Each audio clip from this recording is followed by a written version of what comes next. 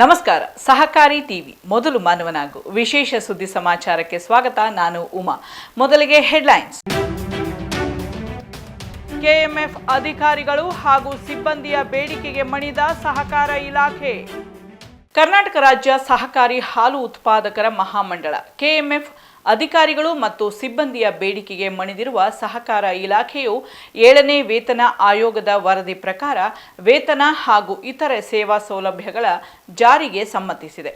2024ರ August 1ರಿಂದ ಪೂರ್ವಾನ್ವಯವಾಗುವಂತೆ KMF ಅಧಿಕಾರಿಗಳು ಹಾಗೂ ಸಿಬ್ಬಂದಿಗೆ 7ನೇ ವೇತನ ಆಯೋಗದ ಶಿಫಾರಸುಗಳ ಪ್ರಕಾರ ಪರಿಷ್ಕೃತ ವೇತನ ಶ್ರೇಣಿ, ತುಟ್ಟಿ ಭತ್ಯೆ ಹಾಗೂ ಇತರ ಭತ್ಯೆಗಳನ್ನು ಮಂಜೂರು ಮಾಡುವಂತೆ ಸಹಕಾರ ಸಂಘಗಳ ನಿಬಂಧಕ ಆರ್ಸಿಎಸ್ ಟಿಎಚ್ಎಂ ಕುಮಾರ್ ಆದೇಶ ಹೊರಡಿಸಿದ್ದಾರೆ.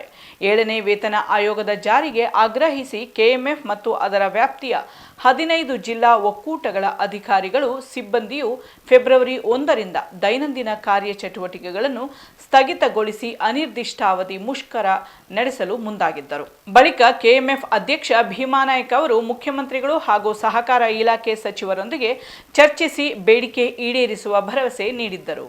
ನಂತರ ಕೆಎಂಎಫ್ ಮತ್ತು ಜಿಲ್ಲಾ ಸಹಕಾರಿ ಹಾಲು ಒಕ್ಕೂಟಗಳ ಅಧಿಕಾರಿಗಳು ಹಾಗೂ ಸಿಬ್ಬಂದಿಯು ಮುಷ್ಕರದ ನಿರ್ಧಾರದಿಂದ ಹಿಂದೆ ಸರಿದು ಫೆಬ್ರವರಿ 7ರ ಗಡುವು ಕೊಟ್ಟಿದ್ದರು. ಅಂತಿಮವಾಗಿ ಸಹಕಾರ ಸಂಘಗಳ ನಿಬಂಧಕರು ಬೇಡಿಕೆ ಈಡೇರಿಕೆಗೆ ಕೆಲವು ಷರತ್ತುಗಳೊಂದಿಗೆ ಅನುಮತಿ ನೀಡಿ ಆದೇಶ ಹೊರಡಿಸಿದ್ದಾರೆ. ಆದರೆ ಜಿಲ್ಲಾ ಸಹಕಾರಿ ಹಾಲು ಒಕ್ಕೂಟಗಳ ಅಧಿಕಾರಿಗಳು ಹಾಗೂ ಸಿಬ್ಬಂದಿಯ ವೇತನ ಪರಿಷ್ಕರಣೆಗೆ ಯಾವುದೇ ಆದೇಶವಾಗಿಲ್ಲ. ಕೆಎಂಎಫ್ನಲ್ಲಿ 1275 ಉದ್ಯೋಗಿಗಳಿದ್ದು ವೇತನ ಪರಿಷ್ಕರಣೆ ವಾರ್ಷಿಕ 18 ಕೋಟಿ 36 ಲಕ್ಷ ಹೆಚ್ಚುವರಿ ಆರ್ಥಿಕ ಹೊರೆ ಬೀಳಲಿದೆ.